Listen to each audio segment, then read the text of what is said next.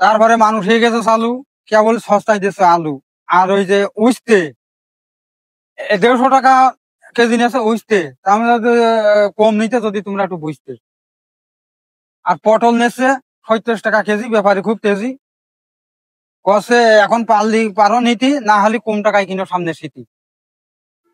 এখন অনেক টাকায় বেচা যাচ্ছে মূল্য, তারপরে ঝাল আনছে সব ফুললো। প্যাকেট থেকে আছে খালি, না ভরে কিনলাম কয়টা কুমড়ো জালি। খুব করলাম 6টা, কষে বাবু একটা জালি টাকা বলো 20টা। তাই আর কি, অভাবে যখন যাচ্ছি মরে ওই নিলাম প্যাকেট ভরে। আর এই পেঁপে একটু কম নিয়েছে, 30 টাকা করে, মানে 30টা নিয়েছে টাকা, বাইরে কাইটে দেখেছে পেঁপের অর্ধেকের বেশি পাকা। এই শোনো চাচা, তালি কি করে কষি যে ছেলে পেলে এই নিয়ে যে বাসা। এই তো অবস্থা, আপাতত নেই কোনো কথাবার্তা বলার কোনো ব্যবস্থা। আর বেশি যাচ্ছে না কথা বলা। এই 35 টাকা নেছে এক হালি কলা। এই শোন চাচা, তালি কি করবো, কলা তো তো কাঁচা, আর যদি হয়তো পাকা তালি বোধহয় আরো চাইতো টাকা।